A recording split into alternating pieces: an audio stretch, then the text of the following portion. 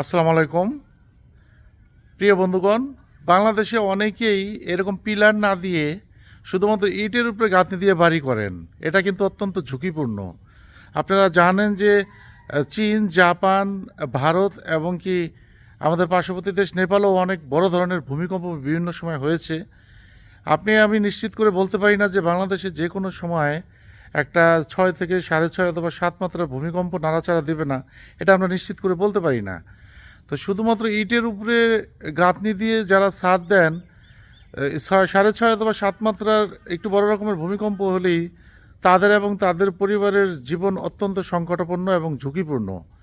কারণ এই বড় রকমের ভূমিকম্প যখন আমাদেরকে নাড়াচাড়া দিবে, তখন শুধু ইটের উপরে প্রতিষ্ঠিত এই স্ল্যাবগুলো মানে ছাদগুলো ইট সরে যাবে এবং স্ল্যাবগুলো পরিবারের সদস্যরা তাদের উপরে পড়বে। সুতরাং আমরা কোনোভাবেই এত টাকা বিনিয়োগ করে বাড়ি বানিয়ে আমার নিজের জীবন এবং পরিবারের জীবন বিপন্ন করতে পারি না। আমি এ ব্যাপারে আমার বন্ধু যারা আর্কিটেকচার এবং ইঞ্জিনিয়ার আছে তাদের সাথে অনেকবার কথা বলেছি। বাড়ি বানানোর সময় তারা আমাকে বারবার সাজেস্ট করেছে যে আপনি কখনোই যদি ইটের উপরে গাঁথনি দেন তাহলে ছাদ দিবেন না, ওটার উপরে টিন শেড দিয়ে তাহলে ফল সিলিং দিয়ে থাকবেন। শুধু ইটের উপরে ছাদ দেওয়াটা অত্যন্ত ঝুঁকিপূর্ণ। এই কাজটি কখনোই আপনারা করবেন না।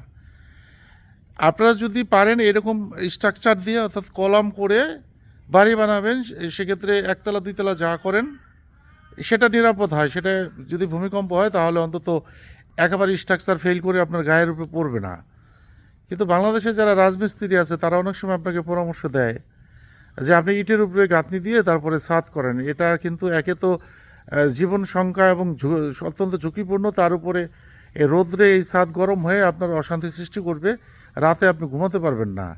সুতরাং এই ধরনের সিদ্ধান্ত নেওয়ার আগে বারবার ভাববেন। আর অবশ্যই আপনি স্ট্রাকচার করে বাড়ি দিলে এরকম পিলার করে অথবা বিম করে একজন সিভিল ইঞ্জিনিয়ারের পরামর্শ নিয়ে সয়েল টেস্ট করে একটু 50,000 1 লাখ টাকা বেশি খরচ হলেও সম্পূর্ণ সেফটি মেনটেন করে বাড়ি করবেন, যাতে ইন ফিউচার কোনো ডিজাস্টার হইলে আপনার বাড়ি এবং আপনার জীবন সেফ থাকবে।